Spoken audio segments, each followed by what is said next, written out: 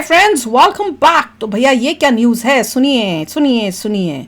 Saif Ali Khan going bankrupt हैं, property to be seized by government हैं। ये क्या है?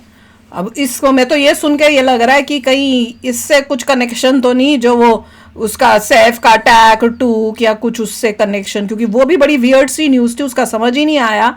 मुझे तो बहुत ही अजीब लगा था उसमें कई पार्ट्स ऑफ द थोड़ा स्टोरी। अजीब सी बात है क्योंकि सैफ अली खान जो है खानदानी अमीर है, नवाब था, राइट। उसका फादर नवाबों में थे, तो उनके बहुत पैसा होना चाहिए, खानदानी पैसा बहुत होना चाहिए।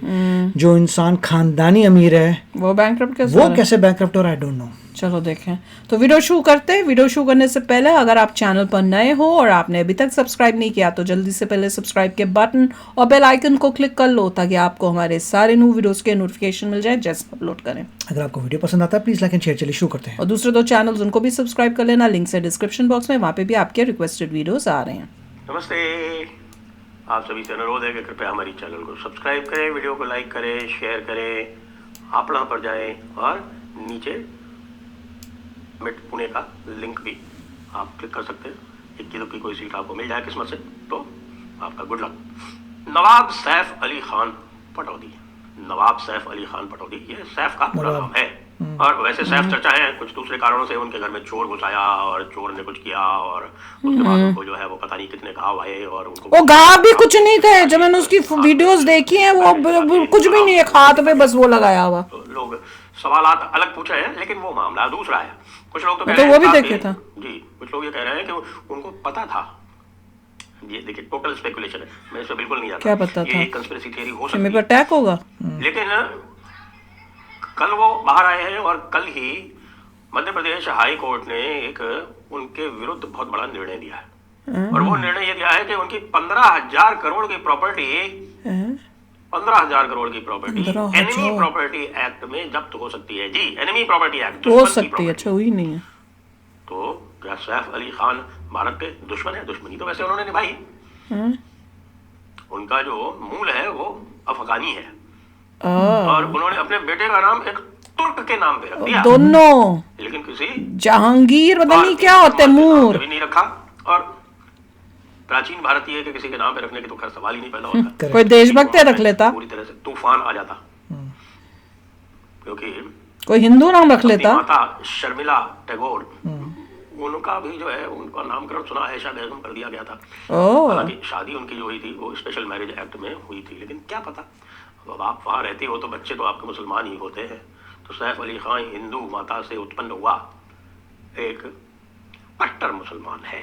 हाँ, तो नाम तो शर्मिला के बच्चों के भी दोनों मुसलमान नाम ही थे, कट्टर मुसलमान। इनका इतिहास जाने और वो सोहा। प्रॉपर्टी एक्ट इनके ऊपर कैसे लागू हो गया? एनिमी प्रॉपर्टी एक्ट ऐसे लागू हुआ कि भाई ये जो पटौदी लोग हैं, ये पूरा जो पटौदी हाउस है, ये पटौदी हाउस अब 1804 में जागीर दी अंग्रेजों ने फैज तलब खान को, जो कि बड़ेच पश्तून हुआ करता था। अब ये बड़ेच पश्तून को जागीर क्यों दी? गद्दारी के लिए। मराठाओं के खिलाफ जो फैज तलब खान था उसने लड़ाई लड़ी और उसके पास छोटी मोटी एक टुकड़ी हुआ करती थी, उस सेना को लेकर वो लड़ा, तो उसके इनाम में अंग्रेजों ने उसे पटौदी की जागीर दे दी, नवाब बना दिया और टाइटल दे दिया नवाब का। और ये उसी की कोई बहुत बड़ी नहीं है, 50-60 स्क्वायर किलोमीटर कुल होगी। तो उसकी उन्होंने नवाबियत दे दी और वो बन गए नवाब फैज तलब खान 1804 में। और उसी हाउस में फिर पैदा होते हैं इफ्तिखार अली खान पटौदी, यानी कि उनके सैफ के दादाजी। इफ्तिखार अली खान पटौदी को सभी जानते हैं, वो क्रिकेटर थे। उन्होंने इंग्लैंड की भी कप्तानी की, भारत की भी कप्तानी की, और वो केवल 42 वर्ष की आयु में वो उनका देहांत हो गया। 42 वर्ष की वे जिए। और उनके पुत्र थे मंसूर अली खान पटौदी, नवाब मंसूर अली खान पटौदी, टाइगर पटौदी जिनको कहते हैं। टाइगर पटौदी के बेटे है सैफ अली खान। सैफ का मतलब होता है तलवार। अच्छा, तो आप ये देख सकते हैं कि साहब की अगर वंशावली में जाएं तो एक गद्दार खानदान में पैदा हुए, जिन्होंने भारतवर्ष के साथ मराठाओं के अगेंस्ट लड़ना, वो मराठों के साथ लड़े थे। इनकी कोई बात नहीं करता, नहीं पता था। को जरूर बताते हैं कि फ्रीडम फाइटर है। फ्रीडम फाइटर क्यों है? लड़ा वो भी निजाम के और मराठों के खिलाफ था। फ्रीडम फाइटर कैसे हुआ?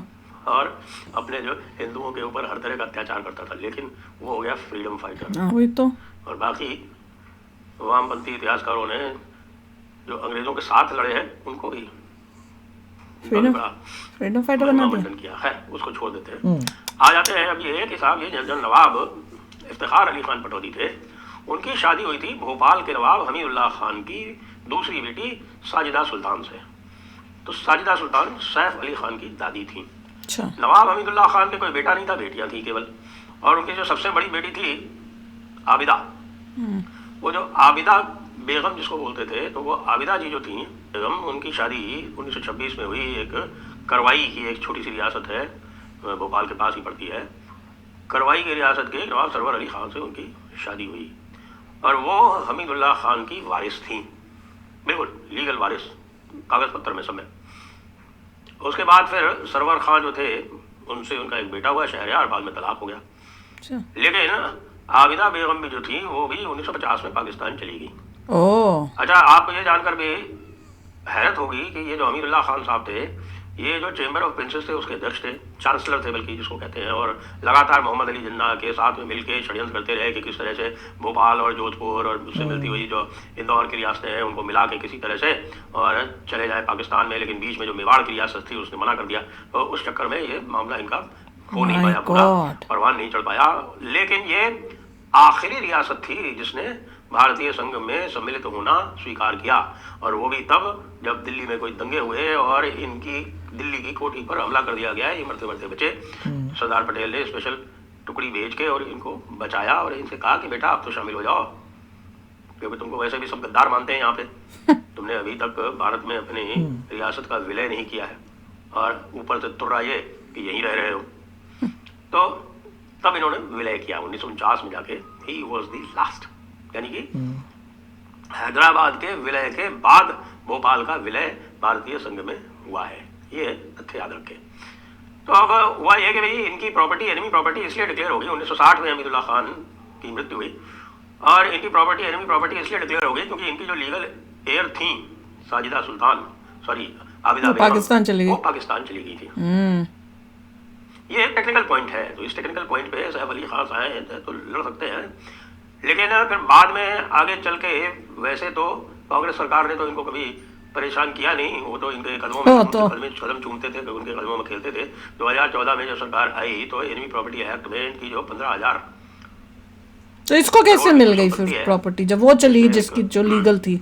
बड़े बड़े पैलेसेस हैं और बहुत सारे इनके जो है वो प्रॉपर्टीज हैं, प्राइम प्रॉपर्टीज हैं भोपाल में। तो इनको दे दिया गया नोटिस। उस नोटिस के खिलाफ ये चले गए हाई कोर्ट से 2015 में इनको दे दिया स्टे। तो आराम से बैठे हुए थे।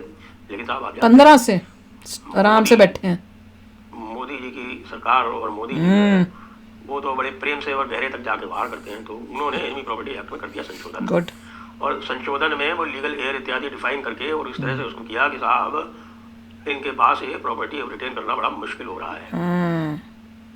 जब उस एनिमी प्रॉपर्टी एक्ट को चैलेंज करे तो कौन करे? उसी एनिमी प्रॉपर्टी एक्ट के अंतर्गत जो नवाब महमूदाबाद है, इनकी बहुत बड़ी प्रॉपर्टी लखनऊ में हुआ करती है, अरबों की प्रॉपर्टी। इनकी तो 15,000 करोड़ की, उनकी अरबों की प्रॉपर्टी। अच्छा। नवाब महमूदाबाद एक रियासत हुआ करती थी लखनऊ के पास में। लखनऊ से मान लीजिए कोई 60-70 किलोमीटर होगी, सीतापुर जिले में आती है। तो वो नवाब महमूदाबाद की भी जो प्रॉपर्टी टेक ओवर की गई वो योगी जी ने इसी के अंतर्गत टेक ओवर कर ली। अब कल क्या हुआ है कि कल इनका जो स्टे था वो वेकेट कर दिया। मतलब विवेक अग्रवाल एमपी हाई कोर्ट के, उन्होंने इनका स्टे कर दिया वेकेट। और स्टे वेकेट करके इनसे कहा कि आपके पास आपको हम लिमिटेशन पूरी की पूरी आपको रिलैक्स करते हुए 30 दिन का समय देते हैं। 30 दिन आप अपील कर सकते हैं। तो ट्राइब्यूनल बना हुआ है एनिमी प्रॉपर्टी एक्ट का, उसमें जाके आप अपील कर दीजिए। और ना किया तो चली गई। तो अब ये अपील करेंगे। अपील जब तक ये करते हैं और अपील में इनको स्टे मिलता है या नहीं मिलता है वो तो देखा जाएगा। लेकिन फिलहाल इनके ऊपर तलवार लटकी हुई है और सरकार जब भी चाहे इनकी प्रॉपर्टी पर कब्जा कर सकती है। तो अब लोग ये पूछ रहे हैं कि साहब अपने फेवर में इमोशनल पिच बनाने के लिए तो कहीं सारा नाटक नहीं रचा गया? हो सकता है, क्यों नहीं हो सकता? ये बात तब से उठी है जब से लोगों ने सैफ को अस्पताल से बाहर तो कोई चोट ही नहीं है और साथ में ये पता चला है कि भाई सैफ की 15,000 करोड़ की प्रॉपर्टी जो है वो खतरे में आ गई है। तो ये बड़ा टाइमिंग का बंदा है और बड़ा ही रोंगटे खड़े कर देने वाला मंजर है। अब नवाब साहब पटौदी। हाँ जी, सैफ अली खान नवाब पटौदी है, उनके पास नवाब पटौदी का टाइटल है। हालांकि अब टाइटल रिकॉग्नाइज नहीं होते हैं, लेकिन पटौदी में तो वो नवाब ही कहे जाते हैं। और नवाब के जो रिचुअल्स इत्यादि होते हैं वहाँ पर ये जाते हैं फरमाने, कई बार जाते हैं। इनका वहाँ पर महल है और उस महल का रख रखाव होता है। पैसे की इनके पास कोई कमी नहीं भाई, पुश्तैनी पैसा खुद का और दादी का इतना पैसा दादी थी। अच्छा। लेकिन साहब कुछ भी हो, है तो गद्दार वंश का ही, और उस गद्दारी को इसने अपने बेटे का नाम तैमूर रख के दिखा भी दिया है। जय जय भारत, वंदे मातरम। वाह, हमें पता ही नहीं था। आप लोगों को पता था ये सब? अब हिस्ट्री पता होना चाहिए कि ये हिस्ट्री क्या है इनकी। और खास कर सबसे शॉकिंग तो ये था कि नवाब बने कैसे भाई। नवाब की टाइटल मिला ब्रिटिशर्स से गद्दारी करके अपने देश से, कि लड़े मराठा के साथ, लड़े उनको हराया नहीं था मराठा के साथ, वो तो कह रहे हैं हरा दिया था लड़ाई में, हरा दिया था छोटी मोटी वॉर में। हाँ, कोई छोटी, वही तो कह रहे छोटी सी कोई थी, छोटी में था जिसमें वहां हरा दिया। तो वो ये ब्रिटिशर्स ने बड़ा खुश होके इनको थोड़ी सी जमीन, और जैसे कहते हैं ना डॉग्स को रोटी दी जाती है खुश करने के लिए कि तुम हमारे वफादार रहो, वैसे वो किया अपने देश। और वही तो शॉकिंग तो ये है कि तुम इस देश में रहकर तुमने अपने बच्चों के जो नाम रखे वो बहुत शॉकिंग है। अब पता समझ में आ रहा है कि रह देश के अंदर है और सोच कैसी है। और उसके बाद ये भी पता चला कि इन्हीं की कोई दादी हुई ना, दादी शायद, वो पाकिस्तान चली गई। अब पाकिस्तान से भी कनेक्शन है, यहाँ पे भी एक है। मतलब दिस इज सो डेंजरस। कभी सोचो बैठ के तो लगता है। देखिए बहुत शॉकिंग बात है कि अगर कोई कहे कि आपकी प्रॉपर्टी इसलिए जा रही है क्योंकि एनिमी एक्ट पे, मतलब आपका खानदान ट्रेडिशनली एनिमी था ऑफ द कंट्री।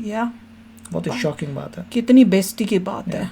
और उसके बाद साथ में ये जो इंसिडेंट हुआ कि अटैक उटूक, वो भी इतना अजीब था कि भैया पहले इतना शोर, बड़ी भैया बहादुरी से लड़ा सैफ, उसको बहुत सारे कटकुट हुए, पर कटकुट जब मैंने उसको देखा आते वो तो बिल्कुल ठीक, कुछ भी नहीं। और बैंडेड भी वो वाली लगाई जब आपकी थोड़ी हड्डी वड्डी जो होती है मुड़ जाए तो फ्रैक्चर हो जाए। में था कि छुरा ही टूट गया। हाँ, छुरा ही टूट गया, ये हो गया। जिसको ऐसा होता है वो कितनी देर तक हॉस्पिटल में रहता है, चलने फिरने का नहीं होता। और इसको ये स्टोरी सुन के मुझे गोविंदा की भी याद आई। वो गोविंदा की भी स्टोरी पता नहीं आप लोगों ने सुनी, इनको तो पता नहीं होगा, कि खुद ही अपनी गलती से अपनी बंदूक को पैर पे मार दिया। पैर या टांग थी। मैं कहा ये कौन करता है यार। वो भी इतना अजीब था। ये लोगों को पता नहीं है बॉलीवुड में क्या चल रहा है। क्या मुझे कई बार तो मुझे लगता है कि करीना कपूर से लड़ाई हुई, उसमें ये कुछ लड़ाई झगड़े में कुछ हुआ, ये है या ये जैसे बता रहे हैं इसमें सिंपैथी गेन करना चाहते हैं लोगों की, या लाइमलाइट में आना चाहते हैं पब्लिक में। था कि इतने साल आप इंडिया में रहे हैं, आपको लोगों का प्यार मिला है, फिर भी आपने अपने बच्चों का ऐसा नाम रखा जिन लोगों ने इंडिया के ऊपर ही बुरे कार्य किए थे। एग्जैक्टली, वो सबसे दुख की बात थी। वो देख सुन के बहुत शौक लगता है। तो चलो यार, आप भी शेयर करना अपने थॉट्स। चलते हैं, मिलेंगे नेक्स्ट वीडियो में बहुत ही जल्द। Till then take care and bye bye. तो अगर आप मेरे इस चैनल पे नए हो तो जल्दी से सब्सक्राइब के बटन को हिट करो और बेल आइकन को क्लिक करो, ताकि आपको मेरा जब नया वीडियो मैं लगाऊं आपको उसके बारे में जल्दी से पता चल जाए।